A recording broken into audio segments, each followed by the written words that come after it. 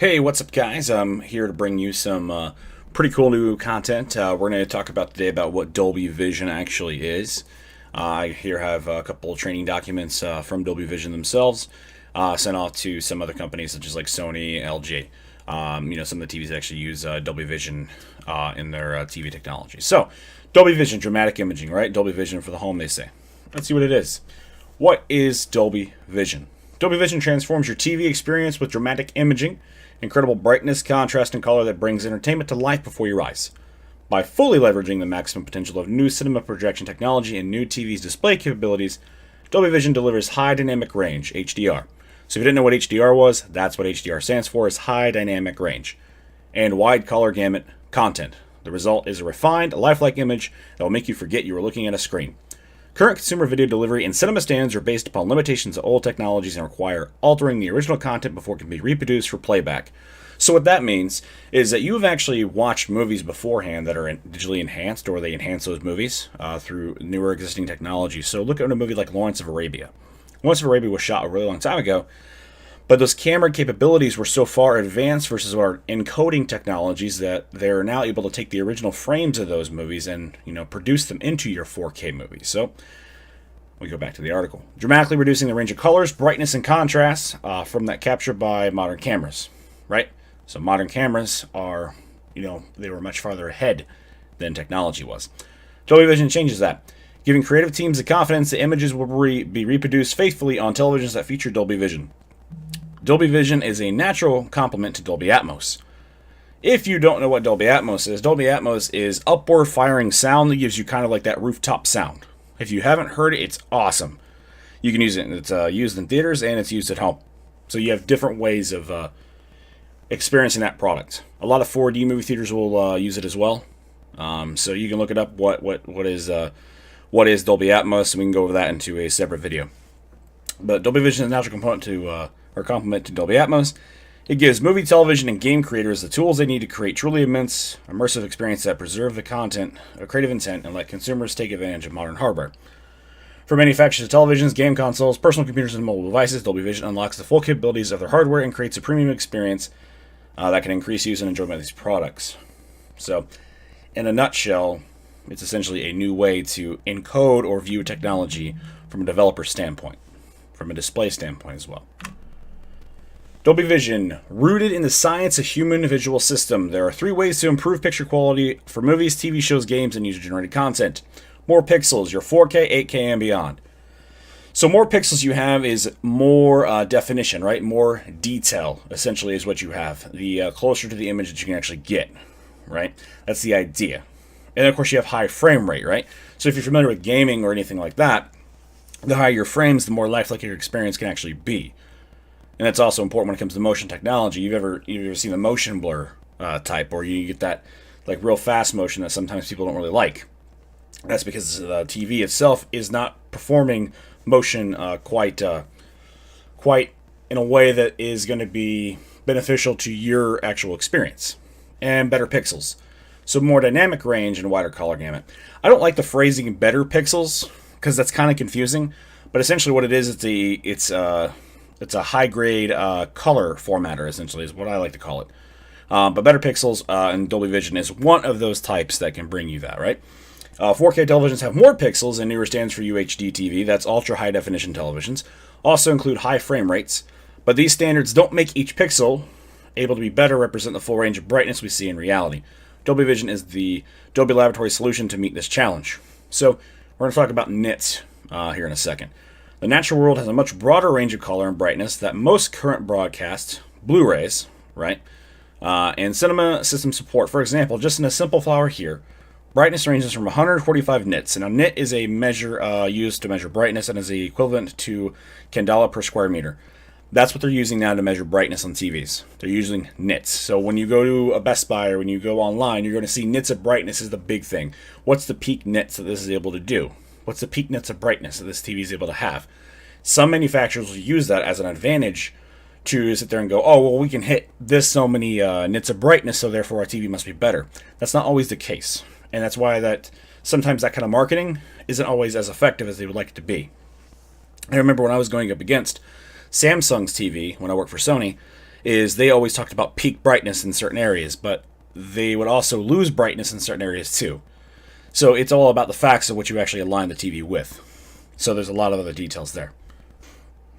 So the current TV and Blu-ray standards limit maximum brightness to 100 nits and minimum brightness to 0.117 nits, while limiting the range of colors known as gamut that can be displayed.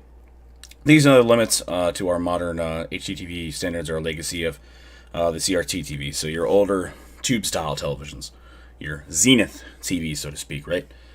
So essentially, if you have a regular TV right now and the regular standards, the Blu-ray standards of your television, the standard is 100 nits.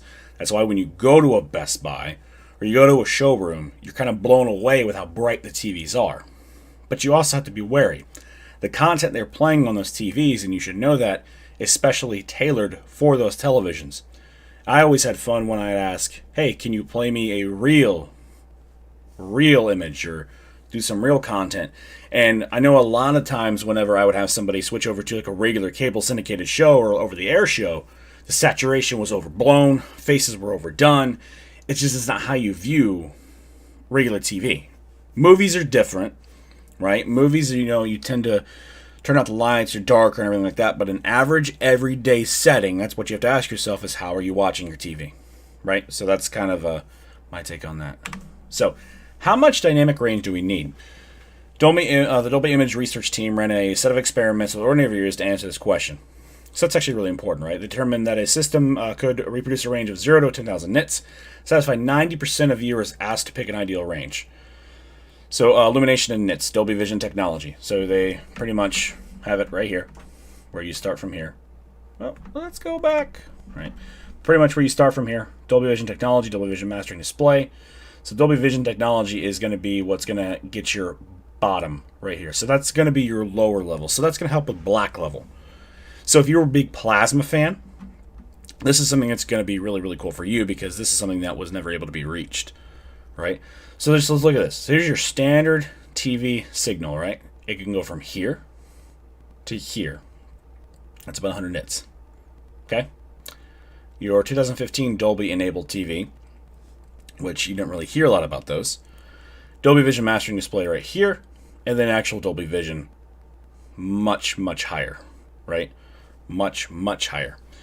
One of the other critical problems with current brightness and color range restrictions comes from how an actual TV represents color. The diagram at the left below, so this guy right here, is an illustration that shows the colors the typical eye can see, along with the colors that the current HD standards can represent, and additional colors may be made visible by Dolby Vision. But this does not represent everything. To really see, you must look at the range of brightness, the color volume. The graph on the right showcases the color volume and the increase in color volume that is possible with Dolby Vision. So essentially, what you see here is, the mapping out color, what you can and can't do in certain regards. So I'm going to post a link to this document if you guys want to actually download it, so it's available for you guys too, if you want to do whatever you want with it. TV display is a additive color system, red, green, and blue, meaning that the brightest pixel is white. The problem with restricting maximum brightness to 100 nits, as in TV and Blu-ray, is the brighter of the color. The closer it becomes to white, so the color quickly becomes less saturated. For instance, the brightest blue on a restricted brightness display is a mere 7 nits, so a blue sky will never be as bright as it should be. With the maximum Dolby Vision brightness of 4,000 nits, using today's modern capabilities, and up to 10,000 nits in the future, so 4,000 nits is essentially what it's telling you what it reaches. Now, when this document was printed, I don't know if they've made some strides before then, but it changes every single day, right? So, a content creator has arranged to represent a sky that's truly bright and saturated, making it seem more natural. What you don't know is that, I think they're going to go into this, but content creators will usually use a master monitor for whenever they're making content. That could be Dolby's master monitor. It could be Sony's master monitor that's in the industry as well. And those are typically $30,000 monitors that they will use to master their content to get it the best that it can be that they see in front of them. And then they will send it out to pretty much any source. Which is really funny if you think about it, because a lot of content creators on YouTube used to get these master monitors thinking it would make their content look better. But YouTube restricts that content down to a certain point where, it's streaming. And that's why we also talk about, streaming and Netflix and native 4K content are two different things. You send something through the internet, it's obviously not going to be as good or detailed because you're sending it in instantaneous manner. You're not sending it in a downloaded form where I have a hard copy in front of me. Okay? Why Dolby Vision? Movie and television directors tell stories. Game designers create immersive, engaging game experiences. If you've not played a game yet in HDR, wow. Horizon Zero Dawn is a prime example of a game that uses that to its prime advantage. It's awesome. It really is. If you have a TV that is enabled with HDR and you have the PS4 Pro, it is amazing how much color and detail is in that particular game. Dolby has worked closely with Hollywood cinemas and consumer equipment makers for over the last 50 years to make the stories. So they're telling you a little bit about Dolby, about how. And if you know anything, or if you've ever seen any movie before, you've probably seen Dolby's name on it, or it's even on the back of your cases. What content creator sees is what the viewer gets. So that's the idea. So one of the challenges in today's system is a natural result of limitations of current TV and Blu-ray standards. The maximum brightness for a movie or game is 100 nits. They keep repeating that, but modern TVs have 300 to 500 nits maximum brightness, so TV manufacturers stretch the brightness of the output.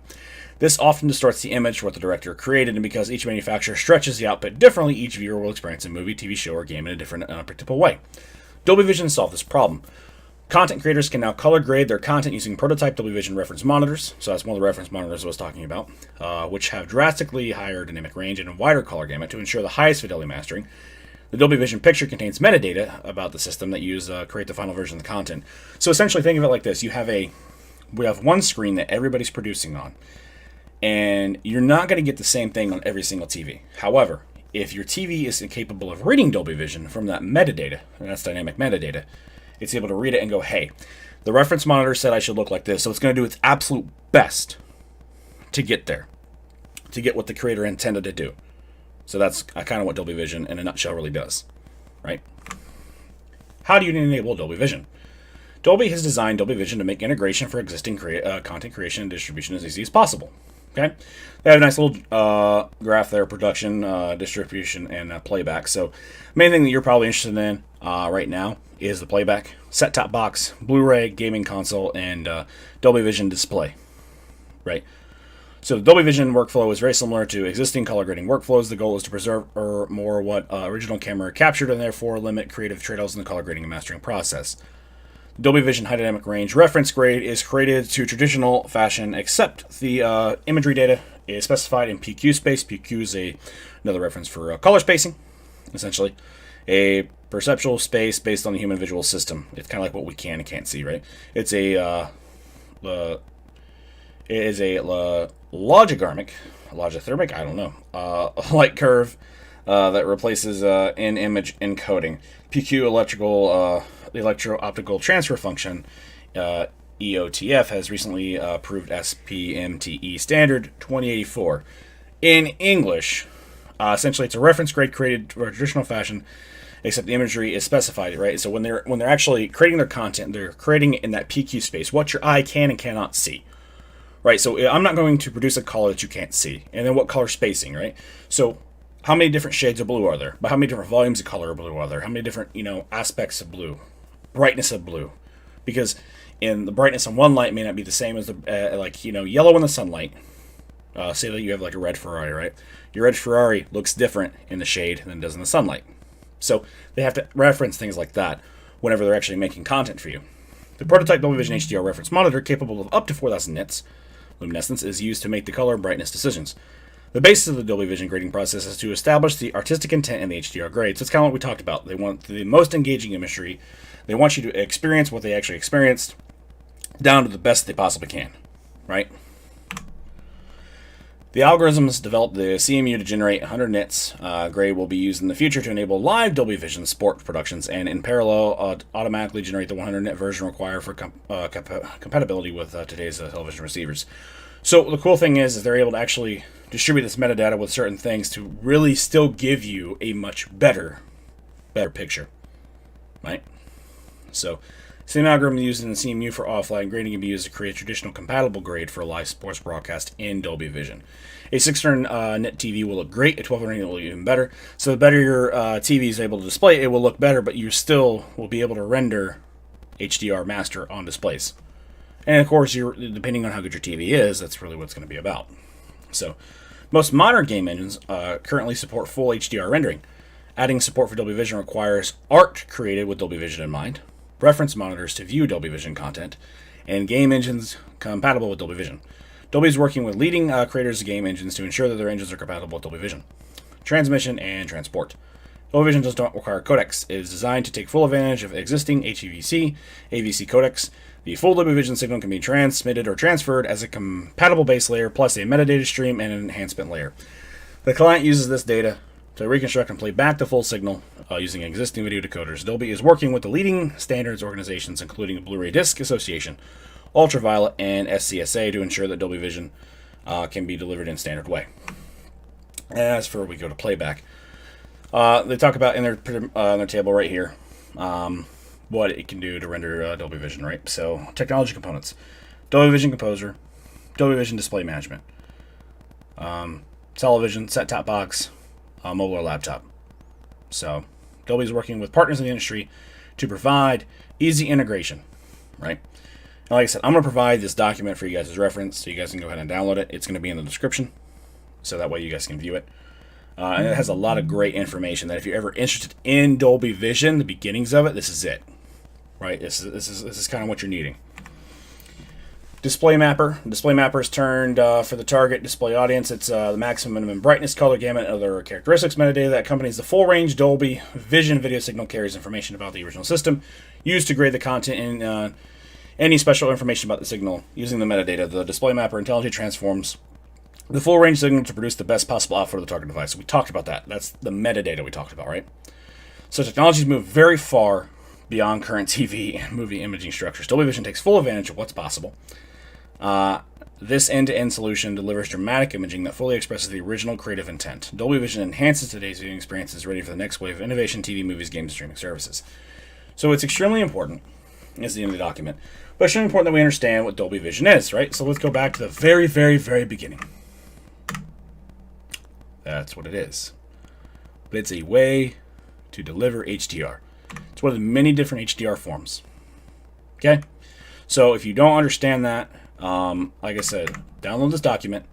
It's a lot of interesting stuff for you guys, but it's Dolby Vision, understanding it. And if you don't, then go back and rewatch this video where we can kind of go over this. So if you don't, ask some questions. I used to work in TV sales. Dolby Vision was the thing that LG was using. Sony didn't want anything to do with it. Samsung didn't want anything to do with it. Now, of course, Sony TVs have Dolby Vision in them. And then a few other TVs have Dolby Vision in them too. But you got to think about what TV is best to actually take advantage of that technology. It says it may have Dolby Vision, but it doesn't mean anything. So, thank you guys. Make sure you hit that subscribe button. Hit the bell notification for new videos. I'm trying to bring you new content. And you guys have an awesome, awesome day.